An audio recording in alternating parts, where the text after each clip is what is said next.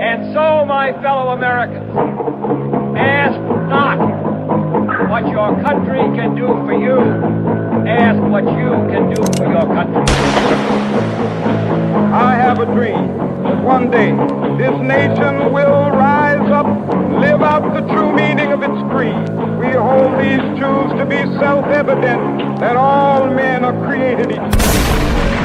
We are exploited. We are downtrodden. We are denied not only civil rights, but even human rights. So the only way we're going to get some of this oppression and exploitation away from us or aside from us is come together against the common enemy.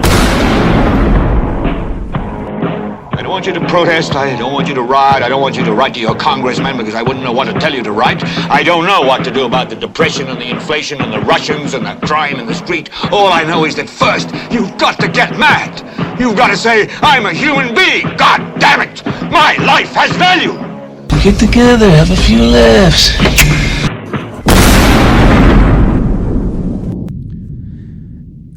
And welcome to the show. This is Iowa Talk Guys Podcast with your hosts, Theo and Teepee. Well, I'm Teepee. Theo is sitting across from me. Howdy. Erock normally would be here, but, he's got to take care of business, Yeah, you know it. So he's going to be missed. But anyway, so coming in here with this startling news. I just recently found out about this. Theo just enlightened me of this clip. When did he have this conference? So that Ron DeSantis, good old governor of Florida. Florida, yeah, making a hell of a name for himself right now. Yeah, he's making waves, good or bad. Personally, I like it when people shake things up, Yeah. In D.C. I mean, he's not in D.C., right? Well, I mean he's a part of D.C. He's a part he's of a the governor. Sure. So he's, that's why part of the system. Rand Paul was awesome. I really miss Ron Paul. Yeah, that's actually kind of how I snapped out of it. Right, and So we'll get to that in another episode. Our whole, Yeah. all when Erock's not busy servicing his woman, we or whatever he's doing, we'll have a pimp's got a pimp, man. And hey, you know what? Yeah, I mean, so anyways, all right, why don't we take us a little sip of whiskey? We tell you the name, but they won't. We don't want to give out any secrets, but it's really enjoyable. I mean, if you like whiskey, follow us on Twitter on Iowa Talk Guys at Iowa Talk Guys. At Iowa Talk Guys. We'll get it set up looking nice and everything. Speaking of Twitter, we're gonna play a minute-ish clip right now of Governor DeSantis of Florida, and then just talk. But they are actually going to create, as if they don't have enough issues to deal with, they now have an idea, and I honestly thought this was just a belated April Fool's joke, but they are actually going to create in the Department of Homeland Security a Bureau of Disinformation. It's basically a ministry of truth. And what they want to do is they want to be able to put out false narratives without people being able to speak out and fight back. They want to be able to say things like Russia collusion and perpetuate hoaxes and then have people like us be silenced. They want to be able to advocate for COVID lockdowns. They want to be able to advocate for school closures, things that are not supported by the evidence, but then when you speak out, they want to stifle dissent. And so we reject this bureau in the state of Florida. That's a pretty bizarre name. Disinformation. Anytime the federal government says disinformation, and then from the Department of Homeland Security. Yeah. This is the same Department of Homeland Security that deemed back in 2013, deemed returning veterans as the highest threat to national security under the Obama administration. Remember back when Rand Paul had that 13-hour filibuster? Yeah. Yeah, and the mainstream media was like, I can't believe he didn't go to the bathroom for 13 hours. The bladder on this man. Yeah, and then that was about it. They didn't bother to explain to people what he was filibustering about. Yeah. What he was standing up there running his mouth for 13 hours for. Why they should get rid of the filibuster. But anyway, yeah, I just anytime you hear, it's like logic. It's like Occam's razor at this point. You know what I mean? Like the logical assumption that anything that is said or stated, in particular by the federal government or Department of Homeland Security, like the disinformation. Our stated intention is to combat disinformation. I mean, go the opposite fucking way. Okay, so go the opposite direction, and you're probably going to be closer to the truth. And real quick side note into this, what Governor DeSantis was referring to when he said Ministry of Truth, for those who don't know, was referring to George Orwell's dystopian future novel of fiction called 1984, which is a future that's written in 1953 or something like that. Yeah, and it's scarily similar to a lot of the stuff. Yeah, actually, I'm looking here. Yeah, it's just 1949, written by George Orwell and published in 1949, a few years after World War II ended. So that was good on the plus or minus 5. Yeah, you were close. Hey, man, Common Core, dude, you're there.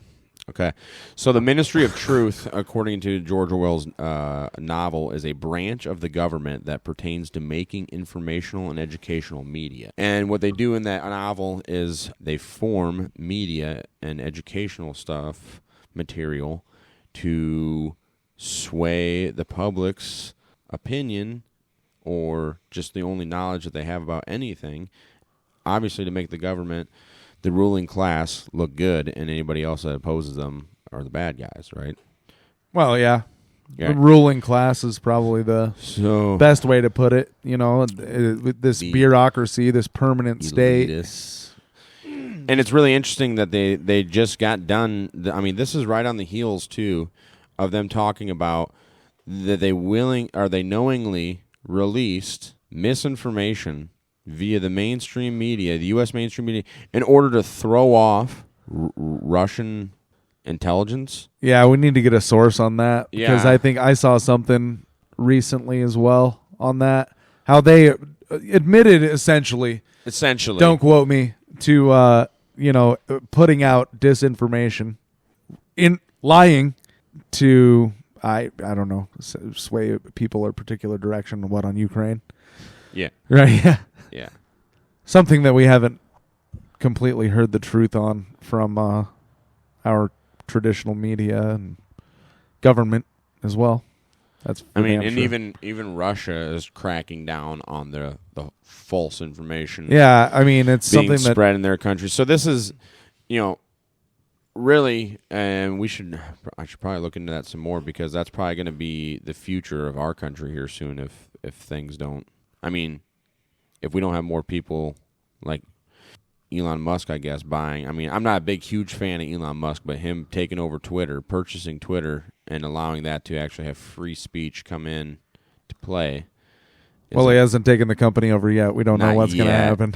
We don't. You're right. I mean, honestly, nobody's the things that are already happening are pretty awesome. I like it, dude. But here's I have an article here. It's CFR.org. For those who don't know, CFR is the Council on Foreign Relations. Straight from the Council on Foreign Relations. Huh? Which is, I'm just going to tell you this right now. If you trust them, you're wrong. I haven't heard that name in a while. The CFR, they do a lot of fun stuff in the background. Richard N. Haas. Isn't that is he still the president? Of the CFR? Yeah. I'm not sure. I'd have to look into that. Anyway, actually, we should do a special on the CFR. Just something we can think about, huh? Stuff they do. I mean, there's a lot we could do. Like there'd be like 18 parts, but stay tuned. Yeah, it's coming in the future, folks. Okay, but just right here. Yeah, like I said, why the U.S. ramped up its information war with Russia, February 10, 2022. Fearing an invasion of Ukraine, the U.S. government is vigorously trying to head off alleged Russian plots and misinformation campaigns. The efforts have opened a new front for competition between the two powers. And then it goes on in here to talk about... Who published this? The Battle for Hearts and Minds. Max Boot, CFR. Oh, okay. CFR expert, he says. Okay. Yeah. You heard There we go. So Max Boot. Yeah, I've heard of him. Max Boot. Just want to give credit to where we're getting information, obviously. So... Now, it says, the article here, now as the crisis over Ukraine escalates, the Joe Biden administration seems to have developed an effective technique for waging information war. Information war. On whom? Yeah, right. Who's the enemy? Duh. Obviously, the enemy's watching mainstream media here in the U.S., so we got to throw their trail off, okay? So it says, rather than allowing President Vladimir Putin's government to freely disseminate ludicrous conspiracy theories about anti-Russia plots involving the West and Ukraine, the administration has chosen to fight back by releasing intelligent reports about Russia's attempt to create a justification for an invasion of Ukraine. Intelligent or intelligence? Intelligence reports. We're trying a different whiskey now. Cheers. Or it's Kentucky bourbon. Kentucky bourbon. It's related to the turducken. Wow, that's very nice. It sure is. So, isn't it so interesting how it's sort of like at the tail end of COVID, which I don't know, I guess it's not over yet, right? Well, but it's like everybody's kind of snapping out of it, like at least where we're at, right? yes. It's stated in the name of the show. In Iowa. Stated in the name of the show. Which I love the state. Like you're seeing masks come off. Everybody's kind of like, it's all a formality, right? Like I go into my lawyer's office and you have to have a mask to go in and sit in the lobby, and then you go into their fucking office or their room where they allow, the only room in the fucking joint where they allow people like me. and you know, oh yeah, you can take your mask off, you know. You don't have to have that on. And then all of a sudden, right? And all of these Republicans and conservatives, right? They're all like, oh yeah, like zero faith in government, yada yada yada. We see it now with COVID. Boom! Change the narrative. Russia invaded Ukraine. Well, there's not a war that these people have seen that they don't, and boom, they're right on the U.S. government that has been so stupid over COVID. We got to do something. We gotta stand with Ukraine. We gotta send weapons. Because it's worked out so fucking well over the past 80 years. Oh, I know exactly. Look at the U.S. government's track record of arming rebels in other countries. Osama bin Laden. Yeah, the Mujahideen. Right. Freedom fighters, right? So Joe Scarborough and Mika Brzezinski, right, on on Scarborough Country on MSNBC. Okay. Her father, I want to say that, I don't know if they're on YouTube to this day, but there's videos of her father, Zbigniew Brzezinski. Total Russia hater, by the way. One of these I'm not a Russia lover by any stretch of the imagination, you know what I mean? But like, just one of these unreasonable Russia phobes, Zbigniew Brzezinski. Just from Poland. The only good commies are dead commies. Yeah, right? Yeah. I mean, it's kind of true. But, well, I mean, I don't like CIA assassins, but Shea f***ing got what he deserved. Damn. So anyway. Yeah, it's just like all of a sudden it's switched. Yeah. It's switched. We can trust the government now. We got $33 billion. The White House, don't take my word for this information. I don't have a source in front of me, but didn't you hear something like this month, $33 billion? Yes, I saw that. I did. To arm Ukraine. Yes.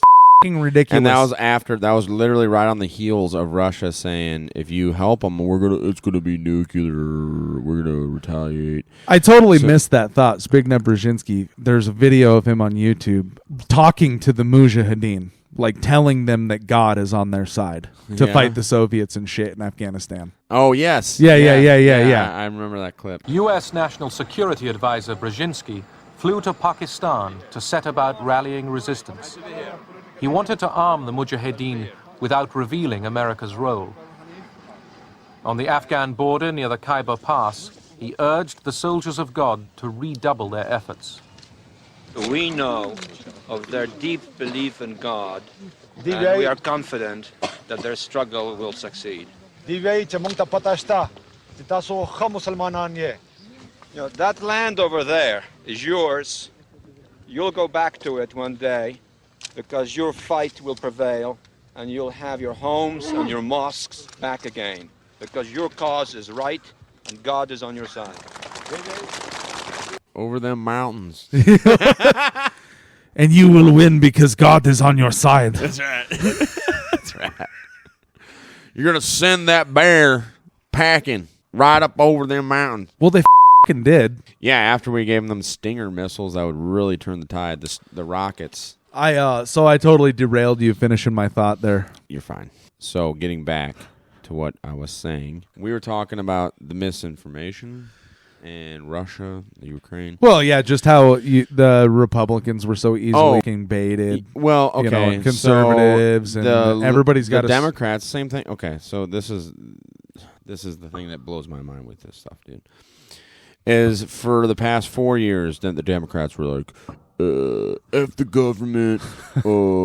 I hate Trump. I'm triggered. I want to kill them. And then they're like, "Oh, well, okay.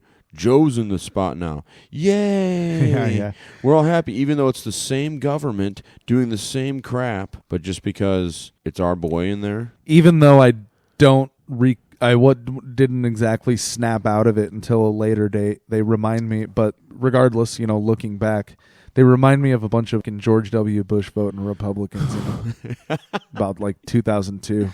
Yeah, we need to get Saddam. I mean, like one of the most respectable people anybody had ever seen in their life up until that point, going in front of the UN Security Council. I believe it was the Security Council, stating that Saddam Hussein had yellow cake uranium. Oh yeah, yellow cake. Like a dude that he's got yellow cake. Like any boy in America that knew who that dude was, Colin Powell. Yeah. Like, wow, this is one of the most respectable people. He was. And then he just threw it all away for yellow cake. Yellow cake. That Dave Chappelle skit, dude, where Most Def has got the yellow cake. That's a special CIA napkin. Dude, I don't remember that one. Okay. But if Most they were Def making is fun of because remember Colin Powell had that vial of yellow cake. This is a special CIA vial, and he's shaking it around in front of Congress. It's like you're in a government building. If that actually was yellow cake, this deadly. I think bioweapon suits and shit. And imagine if Colin Powell would have dropped that. Oh my! I mean, that might have been a blessing in disguise. Looking back at it, but it's like, really, dude. So this is it's so dangerous, and yet you're just waving around this vial here. It's a special CIA vial. This ain't gonna break and kill us. Don't worry about it. Colin Powell. So they can buy any sort of technology they want. Remember when Colin Powell died? You remember that text message I sent you? No, I'm not remembering. If I remember correctly, I believe I asked you, "Hey, do you think Colin Powell's getting served yellow cake in hell?" I remember now. I sure hope he is, and I hope That's Madeleine Albright. Oh my god! Yeah, when she died, I said this. She's worse. Yeah, she's way worse. Is the price still worth it, Madeleine? We believe the price is still worth it. We believe the price is still worth it. What a heartless. Oh, I know, dude. It was almost without blinking an eye. She did blink a little bit because she was probably like, "Duh," blinking and. Of course, the price is worth it. Yeah, we did it. Yeah, yeah. We bombed their hospitals, their water treatment facilities, and a bunch of other infrastructure, power infrastructure, and the price was definitely worth it. They said 500,000 children died. Oh well, they were going to grow up to be ISIS anyway, right? That's how the U.S. State Department probably saw it. Not if Saddam Hussein had remained in power. Probably not. Probably not. I think because he had that shit in check. Dude, that's the other. Okay, so Generation Kill is one of my most favorite miniseries of all times. The book is great. The miniseries is fantastic. I am completely ignorant of any of it. I highly recommend checking it out. But in there, those Marines, and they even talk about it in the book, they notice they roll into these towns and all these women are got pickaxes and shovels. They're doing all this work. They're breaking the back, and all the dudes are hanging out, smoking cigarettes, telling jokes, and just trying to BS with the U.S. Marines and all this crap. And they notice that. They're like, dude, look around. What kind of culture is this? This is crazy. All the women are breaking their backs, and these guys are just smoking and joking. And they slowly started to learn the reason why Saddam, and I'm not saying it's right, the reason Saddam kept such a tight leash I would say, on these people, why he had, iron fist, ruled over them with an iron fist, is because the U.S. Marines and the U.S. intelligence community started noticing right away, like, when these people aren't being basically herded like cats, they don't take initiative to do what they should be doing. They have so many different tribal factions that go back to thousands and thousands of years. Like, hey, man, your great-great-great-granddaddy scuffed my great-great-granddaddy's sneaker. Now I'm going to kill you for it. Right? You might even be beyond great-great-great-great. Right, yeah. These people are disputing family disputes. They probably don't even know what the frickin' heck it's about, right? Yeah. So that's immediately what happened once there was no more Iraqi government is like revenge killings. It's like blood culture. It was a frickin' mass murder every night. And a bunch of these citizens were wanting the U.S. to stop and help it, but they were all told, stand down. I just let them figure it out. They know it's their country. Let them deal it. So it just turned into, remember when we said the reason we had to go in there is because there's terrorist training camps and WMDs.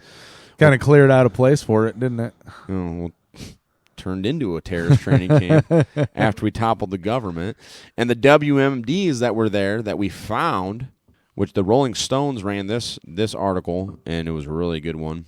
The only chemical weapons that we found was the mustard gas that we sold Saddam back in the 80s. Yeah? That he used to gas the Kurds, yeah. And want to know how we know it was the U.S. mustard gas? How? The lot numbers were still on the barrels. You being serious? I'm being here? serious, dude. There was Marine EOD or EOD Marines, explosive ordnance disposal Marines that came across the stuff in this bunker. There was a few of them that ended up getting really sick from it because they got exposed to the mustard gas and they got mustard gas poisoning. It's prime American mustard gas. Yeah. So clearly they didn't really want that getting out. Hey, we found WMDs, but we sold them to them. That's how they knew from the very beginning. Yeah, that's how George W. I know my daddy sold that to them. I know it's there. Bill Hicks had a joke. Bill Hicks. I recommend everybody who's listening that has never seen Bill Hicks. Go check out Bill Hicks. Yeah, go check out Bill Hicks. He's fucking hilarious, whether it's JFK or whatnot. But I remember he did a joke, something to the effect of that. It was like, in 91, how did we know that he used the gas or whatever against the Kurds? Well, because the check cleared. Yeah, exactly. It's true. How do we know he has the weapons? The check cleared. Yeah, because we sold them. And that's, unfortunately, it's a joke. And what happened of it? Nothing. Okay. And it's really sad. And the joke's on us ultimately, And then the fact that they were able to propagate. So, like, another, and this is probably going to be a series of episodes that I really like to do and get into, is the Afghanistan Papers, that book. Yeah, I remember you telling me about it. I still haven't read it. I haven't finished reading it because I got to the part where I was in Afghanistan at that time, and it was talking about all this stuff, and I was like, I need to go outside and have a cigarette. Now, let's see how good my memory is. So it really... Sangin Valley. That's where you were. Okay. Yep. That's where we were at. Somebody edit out, sir. What? You called me sir. Shut up. Ma'am. Yes, ma'am. How's that? So, yeah, I was in Sangin Valley. So I got to the part in there where they're talking about that. I mean, and at this point, so I went in 2011. And at that point, which was halfway through, it wasn't until 11 years later that we had pulled out. They already knew that it was a waste of time and resources and blood and sweat. You mean by 10 years they already knew? Wow. Yeah. Oh, yeah. And that's, like I said, coincidentally, that book, the Afghanistan Papers, which you could only find really on the internet up until when was the last day that we were in Afghanistan? I don't know. I just remember the cherry on the cake was 13 dead Marines, and they knew about it. Like, it just casually came out afterwards, right? Yeah, casually. Hey, there was intelligence that these young men and women, right? Because there was a young lady that passed away, a young female Marine, excuse me, and we knew. And then we iced a family with a Predator drone. We have intel that this is the people that were behind it. Oh wait, it was a family of 12. Oh, weird. And that's. Well, it didn't happen on Interstate 80 in Pennsylvania, so The Afghanistan Papers by Craig Whitlock. Yeah? Mm-hmm. Recommend. Huh? Very recommended. The Afghanistan Papers were released August 23rd, 2021. We were out of Afghanistan August 22nd, 2021. What a coincidence that this book comes out that really exposes the exact fraud that was the Afghanistan war, right? Operation Enduring Freedom, okay? With 1.556 round at a time, okay? Spreading democracy. We're going to give it to you whether you want it or not. So we're going to go over that because it's really crazy. It's bizarre, dude. Like, just the whole story of how it worked out. Going into Afghanistan, the whole premise of the mindset of the enemy of my enemy is my friend really screwed us over. And what you would have thought, because we have prime examples of the Vietnam War, of the same thing happening. Korea, Vietnam, Laos, Cambodia, Grenada. Right. So that's another thing I want to go over to. Iran. Another show. Yeah, Iran. So Laos, Cambodia was being operated in by CIA agents well before U.S. troops officially hit Vietnam, right? Due to the, Gulf of Tonkin incident. By incident, they mean fabrication. Get out your thesaurus. Yeah, yes. Please. It's digital now. You can just duck, go it. Right next to incident, you'll see fabrication. Right. Yeah, it has to be the U.S. government thesaurus, though. Okay?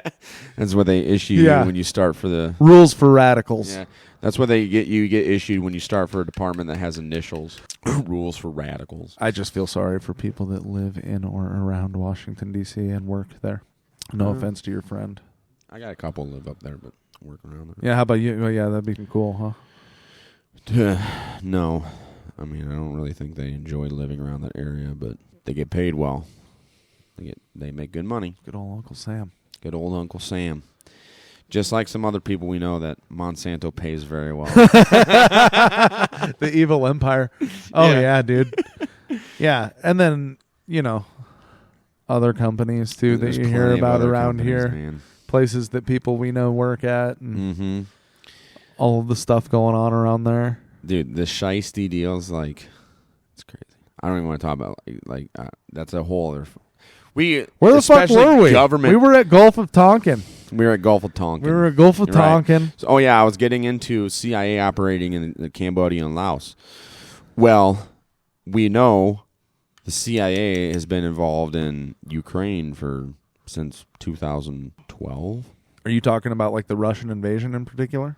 I don't know. Before that? Well, here's I'm sure that the thing CIA has been involved there in one way, shape, or form since a lot earlier than 2012. Probably, most likely, yes. Energy, dude. Energy is power. Power is power, right? Right. Electricity, dude. You get the lights on, dude. So, that's a whole other episode we can go over to. The sanctions in freaking Russia really aren't doing what we are being told they're doing, right? Yeah, I mean it's actually favoring Russia. I mean, it's it's making them more powerful. It's like just whipping your own dick out and cutting it right off. Just okay, you Russia, I'm gonna cut my own dick off. Teach you boys. Yeah, here's these sanctions on you, even though everybody we's trying to round up is dependent on your shit. Right. Well, and there's the other interesting thing, not to get all biblical, religious or nothing, but all I can think of, so it talks in the end of days, Gog and Magog were these nations from the north, if I remember correctly, and I'm thinking that might be Russia and China, this massive superpower that comes together, two of them. Oh, yeah. That could be interesting. What do they do? And we know. What do they do? Yeah. Oh, just help bring about the apocalypse. No big deal. Just little minor things. You know what? Every single time the United States skates off free from the idea of bringing on the apocalypse. And you just did it again. You said by putting it on Russia and China. Oh no, the U.S. is going to have it's the Babylonian horror. I really think the U.S. right now can really be compared to Babylon because we have our tentacles in or not the U.S. itself. The U.S. government has its tentacles in so much crap, dude. just leaving their slime trail all over the place, dude. Okinawa. That's. You hear that sound? That's probably a CIA agent walking into your house.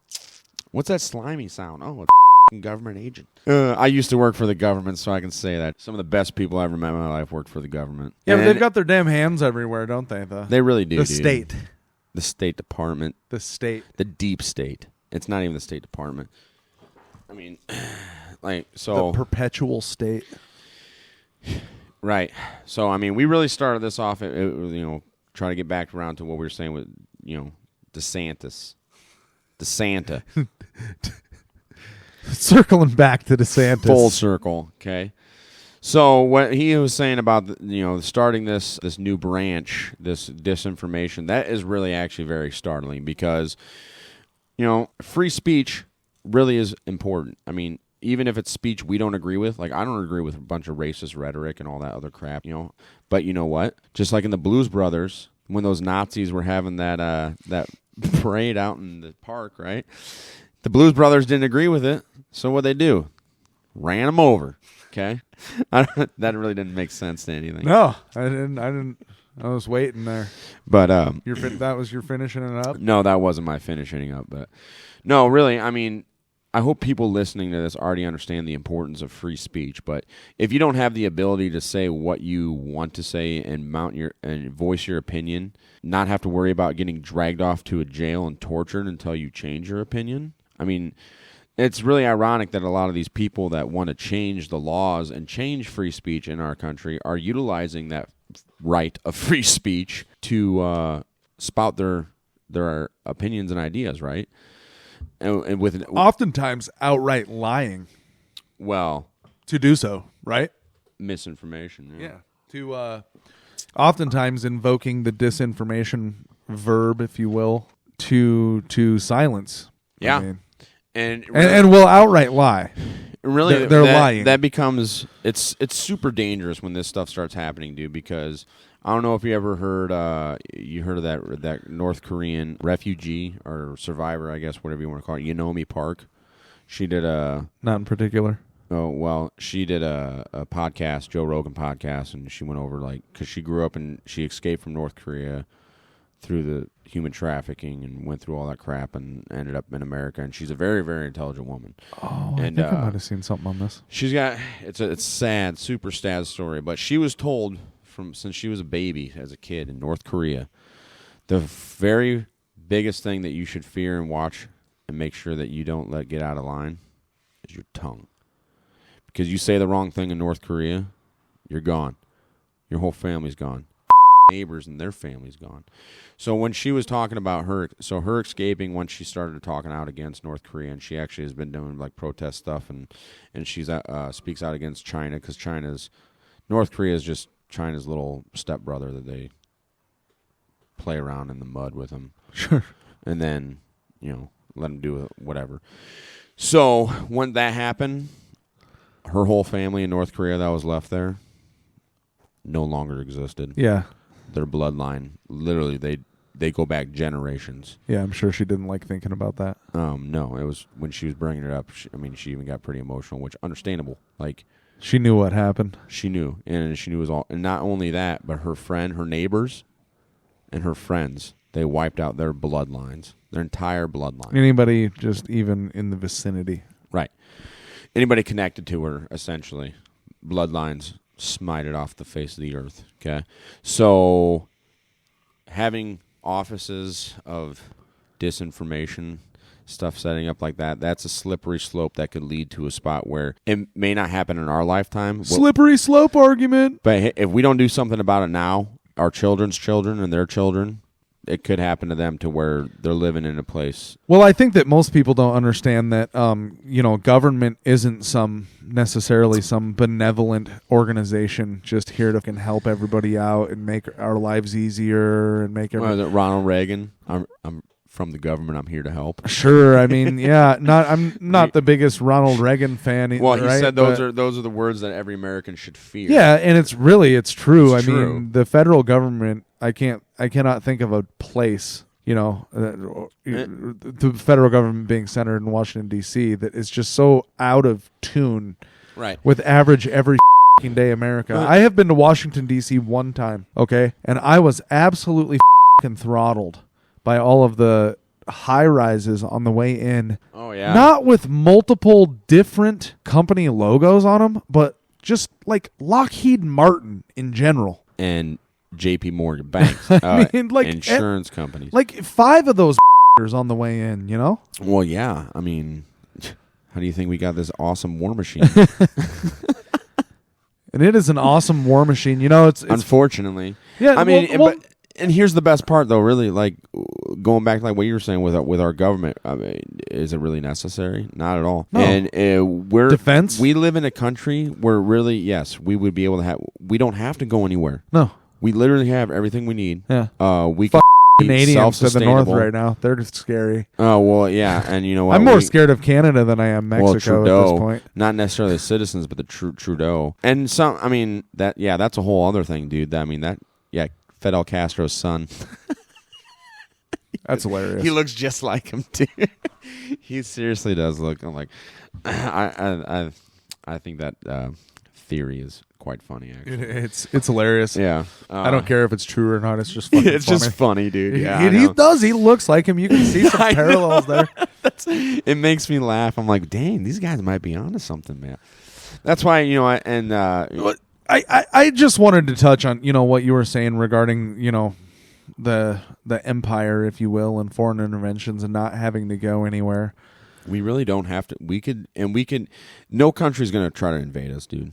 That's why I'm under the impression like the past 80 years, obviously post World War II, which World War II and then even stuff before. I mean, there's yeah. What did Napoleon say? Like, history is the most commonly agreed upon fable or something like that, right? Yeah, because the victor of every war is the one who writes the history. Yeah, and he knew a lot about war, right? And guess what? And yeah, so the victor of the war is always going to be the good guy. So there's a lot to talk about there too, right? And stuff that we don't know about and yada yada yada. But it seems like the past 80 years of U.S. foreign policy has been sticking like the most well-equipped, efficient war machine. Yeah. In the most up situations that you can think of, and just seeing how they do. And it turns out they do really well. I mean, they're like great at shit up. Like, yeah. What do you, oh no, there's doubt about it. Destruction, right? There's no doubt about it. And it's like that the former Lieutenant Colonel of the Marine Corps, Stu Scheller. Oh yeah. Yep. He said that all of the failures, this is to paraphrase him, were strategic. They were operational. They weren't the boots on the ground. They weren't the, particularly enlisted folks. But like everything that they were ordered to do and execute was done well.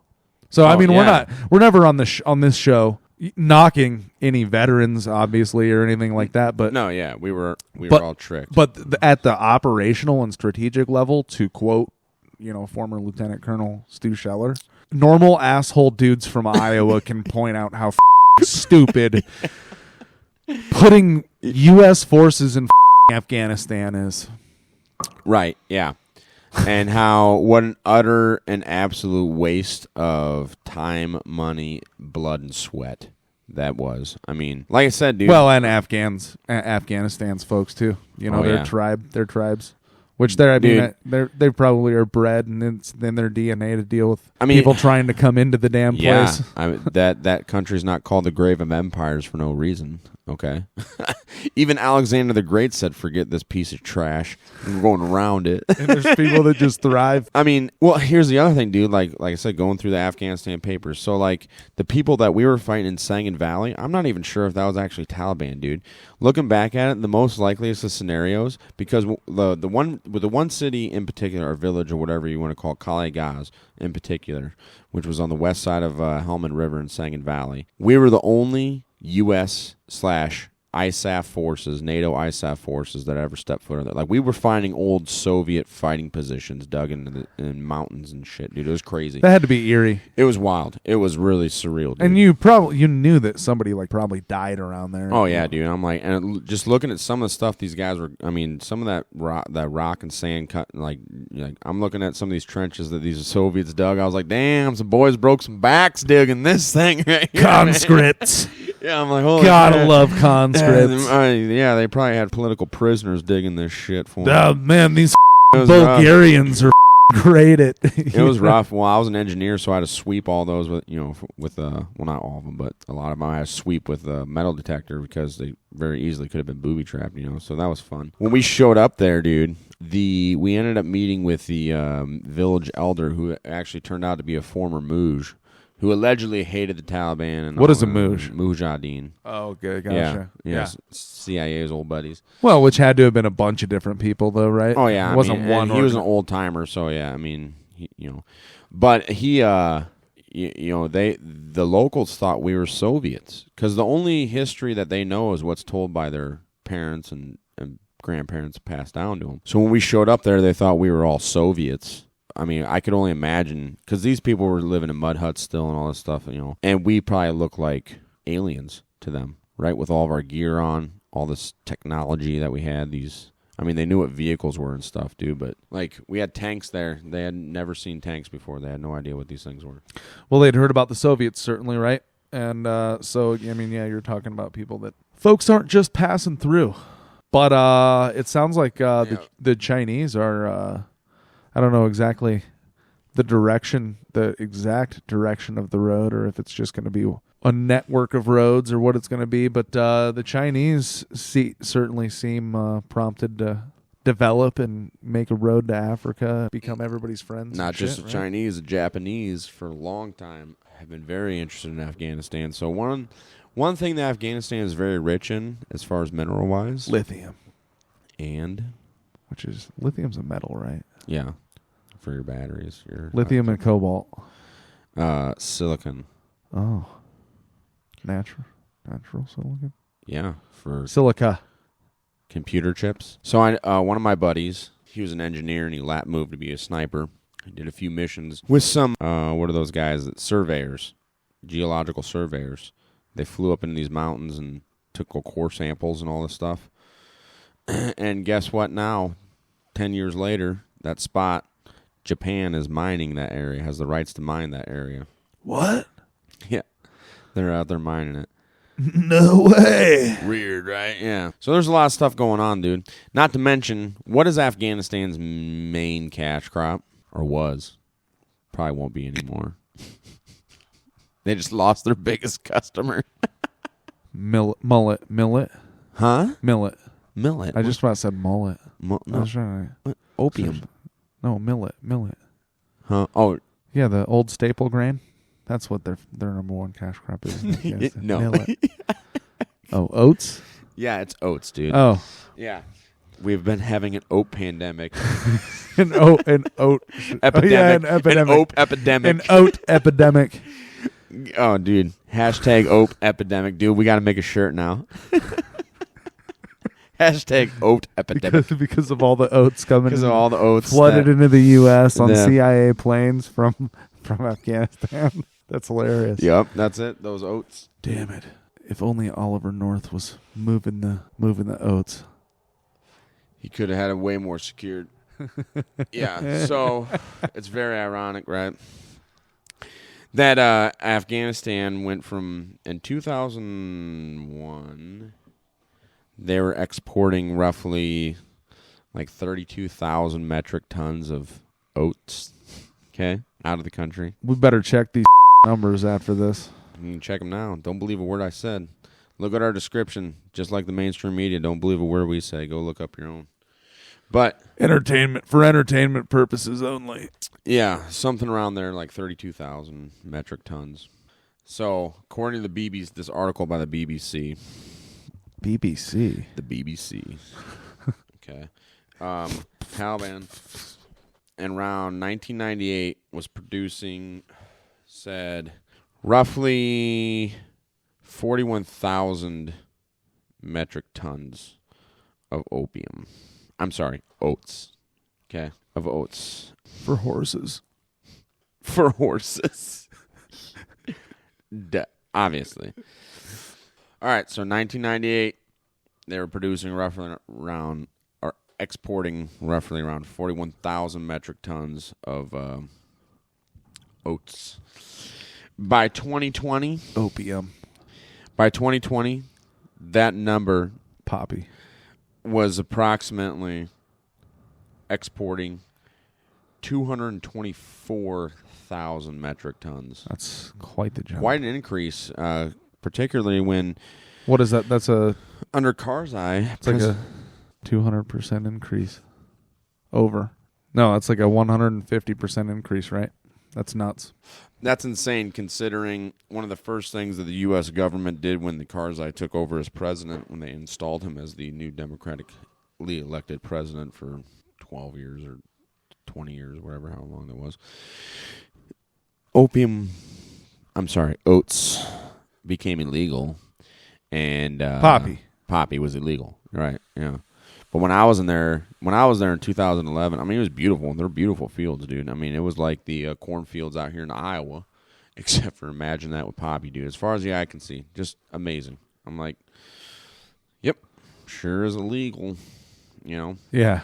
And then we also You're also in some of the most remote places on in Earth, the world. Probably. Yeah, right. Literally, like Antarctica type remote places. Well, like I said, no U.S. or ISAF forces have been there, dude. So yeah, we were out there. President Karzai, his brother, was well known. The CIA had already known it for years, and the DEA. Oh my that goodness. He was a drug dealer. Oh, yeah. So we took this Fuck. We took this class. It was a culture class for Afghanistan, right before we deployed there. In this class, my bad. It was an Afghan national. He had worked for the U.S. since 2001 as an interpreter, so pretty much since the beginning of the U.S. invasion on Afghanistan.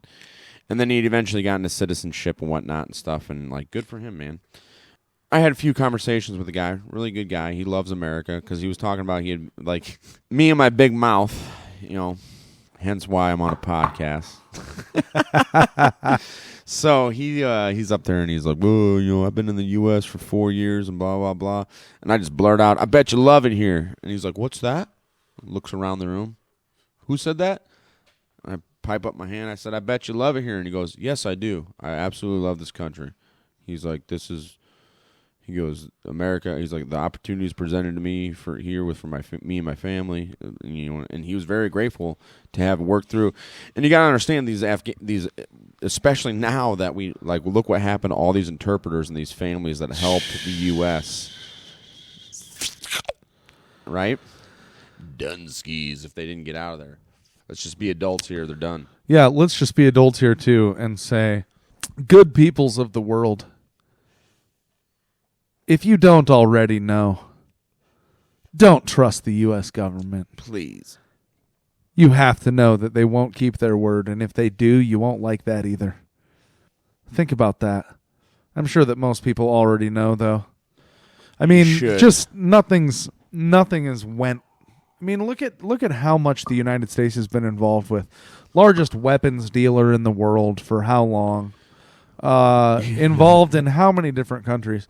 How many special forces operations do you think are going on in Africa right now? All right. Why are we even? I mean, the Obama administration went into Mali for what? Oh, Ebola. Ooh, we're going to help them. Yeah. What have we been doing over there? I don't know. I mean, I know that the French were over there fighting. I know that. But they had the French Foreign Legion in there for years. Well, yeah. I mean, and aren't there always like there's always SEALs and Green Berets. They're fighting terrorism, Africa, right? Because of all these terrorist sects in Somalia. A lot of Ethiopia, right? Like, one again. Why were we in Somalia back in Black Hawk Down? Early 90s. Yeah, we'll go over all these. We'll have specials on our podcast. We'll go over all these shows and stuff to help educate you guys. Needless to say, we have a pretty Swiss, non-interventionist Yeah. attitude here. Yeah. You know. And, How much more prosperous would our country be if the government didn't create so much false welfare and warfare by breaking the window and stealing the bread from the baker? Well, no stealing. That's not the point. The point is just breaking the window. Like the shopkeeper had to. Yes. So by the kid breaking the window, he is stimulating the glass and window industry because that's what modern economists would kind of argue, but they don't think about the shopkeeper having to dip into savings and other investments that he could have made to make his life easier. Right, and we see examples of that in real time during the George Floyd riots, protests, whatever you want to call them. Right, because when AutoZone had their windows and buildings burned down, their windows shattered and building burned down, they just rebuilt the same shop, right? Yeah, and put in the same inventory. But the mom and pop shops that had their their places a little more capital destroyed, behind them, right? Right, yeah, they suffered and lost their businesses. Yeah, not all of them, but that's the thing about regulation is that it doesn't hurt big business. Big business can afford it. Right. All the regulation and stuff hurts small business. Absolutely. Yeah. And so big business is all for it. And in fact, they probably write it most of the time. But anyway, we would be a lot better off if we had a Swiss approach to foreign policy, in my opinion. Just stayed over here on this continent, minding our own business. I would really prefer that as well. You know, what's really best for our country and our country alone. Let's stop outsourcing jobs, stop outsourcing industries. Let's, make it everything in-house and, feed and give jobs to the people here in-house that everybody can just, live like it was 1950, where you could go to work for 8 hours, 10 hours a day, come home, feed your family, have the weekend with your family, and live a decent life. I know you want to say it. What? Keep that woman at home. I know you want to say it. Oh, I was not going there. No, you were. Not at all, dude. You were. No. I want people. Hey, if the woman wants to stay home, because there are women out there still like that. Hey, you know what? There's guys out there. Around. There's guys out there that want to do that. If that's what you want to do, by all means, I wish you guys had the availability to be able to do that. But right now we don't, and things might be getting rougher. But anyways, so we should probably wrap this episode up. We really appreciate you guys listening. Stay away from the yellow cake. You're listening to my friend Teepee across from me. And Theo, we are out. This is Iowa Talk, guys. We'll catch you guys on the next one. Check you later. Peace.